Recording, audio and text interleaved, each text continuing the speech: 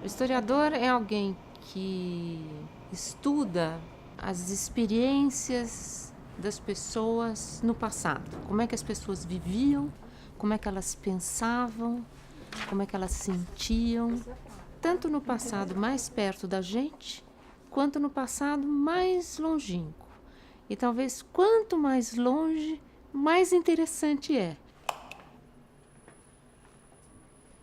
Na verdade, é uma viagem como se fosse a um país desconhecido, porque ele tem uma série de informações, que são as informações dele, daquilo que ele traz em termos de formação intelectual, etc. Mas, ao mesmo tempo, ele tem que descobrir o que é aquela sociedade e tentar interpretar como ela funciona.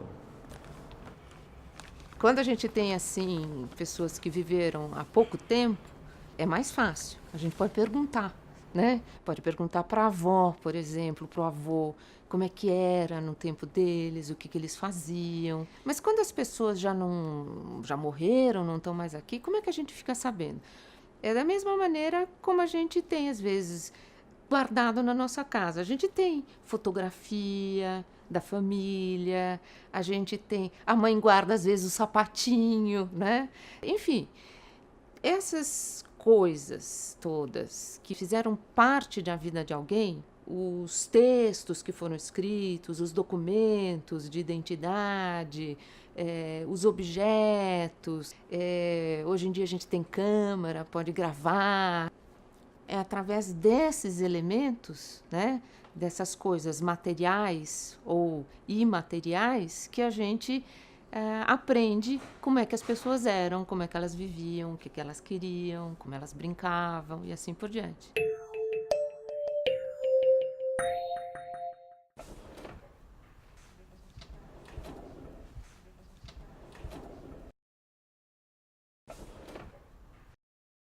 São jornais, revistas, são muitos periódicos do Rio de Janeiro.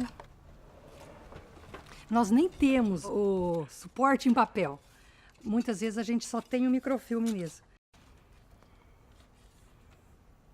Nós temos aqui revistas e jornais do início do século que, quando foram feitos, visavam o quê? O entretenimento da pessoa naquele momento, mas que alguém guardou e ele se tornou fonte histórica para estudar aquela época.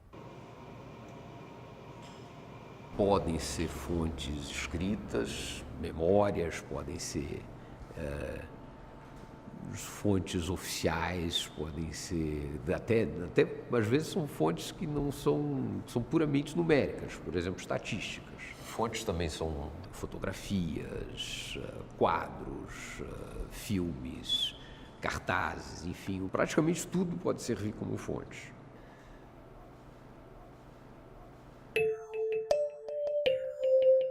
Antigamente, todo mundo fazia história só dos grandes homens, dos generais, dos governantes. Então, eram esses os documentos e os textos que eles deixaram, né? A caneta, que era importante, que o Dom Pedro II usou. Com o passar do tempo, se tornou muito mais importante dar conta daqueles que não necessariamente figuraram como que figuram em todos os livros de história, mas exatamente nos anônimos, aqueles que ficaram de fora desses livros.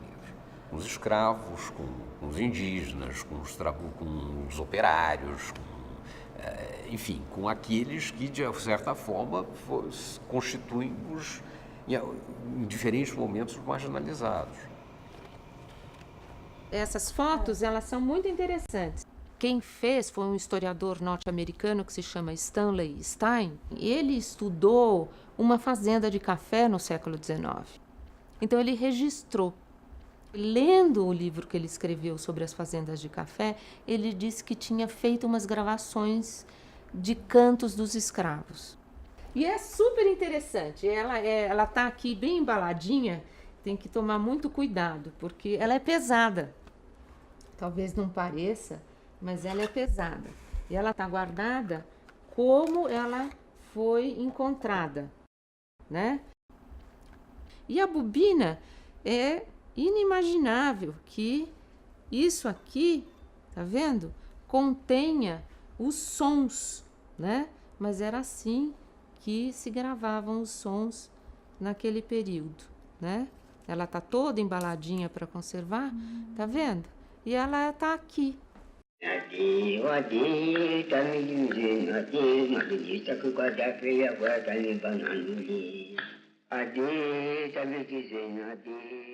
É um documento histórico, né?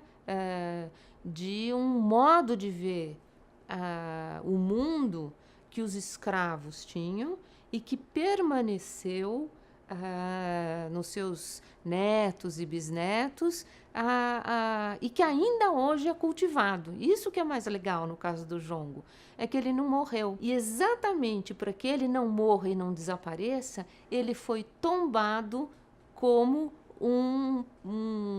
uma prática, um patrimônio, né?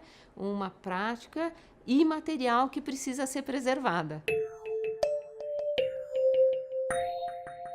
Isso que não tem uma existência direta, que não é papel, que é o texto que está no papel e tudo isso, foi se chamando imaterial, né?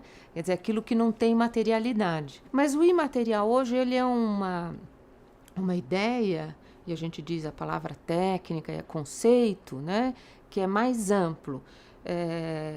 Vem também dos costumes, dos hábitos, das vivências, das crenças, né? Então, hoje em dia há um movimento muito grande para que a gente preserve esses hábitos, essas formas de viver, de sentir, de acreditar, que não estão documentadas de forma nenhuma, que não estão registradas de forma nenhuma. Não estão no papel, não tem foto, não tem gravação,